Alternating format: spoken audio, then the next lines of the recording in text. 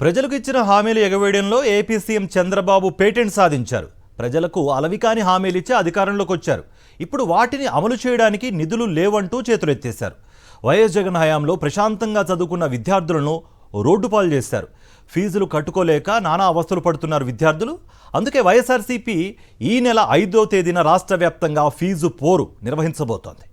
YS Jagan సీఎంగా ఉన్నప్పుడు 1వ తరగతి నుంచి పీజీ వరకు విద్యార్థులు నిశ్చింతగా చదువుకున్నారు. ఫీజుల విషయం జగనన్న చూసుకుంటాడనే ధైర్యం వారికి ఉండేది. చిన్న తరగతుల విద్యార్థులకు అమ్మ ఒడి పథకం కింద నిధులు తల్లి అకౌంట్లో పడేవి.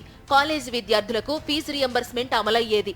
ఎక్కడా సమస్య లేకుండా విద్యార్థులు చదువు మీదే కేంద్రీకరించేవారు. ఎన్నికల్లో ప్రతి ఒక్క విద్యార్థికి ఏటా 15,000 రూపాయల హామీ ఇచ్చి అధికారంలోకి వచ్చారు చంద్రబాబు.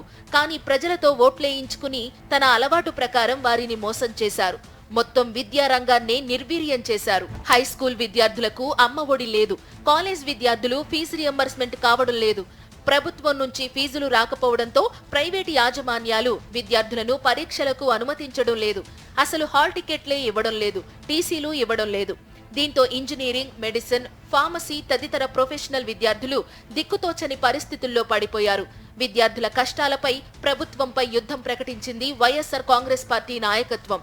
ఈ నెల 5న రాష్ట్ర వ్యాప్తంగా ఫీజు పోరు చేయాలని నిర్ణయించింది. నియోజకవర్గాల వారీగా వైఎస్ఆర్సీపీ నేతలు 5వ తేదీన జరిగే ఫీజు పోరు విజయవంతం చేయడానికి పోస్టర్లు ఆవిష్కరిస్తున్నారు. 5వ తేదీన ఫీజు పోరులో విద్యార్థులు, వారి తల్లిదండ్రులు పెద్ద సంఖ్యలో పాల్గొనాలని పిలుపునిచ్చారు.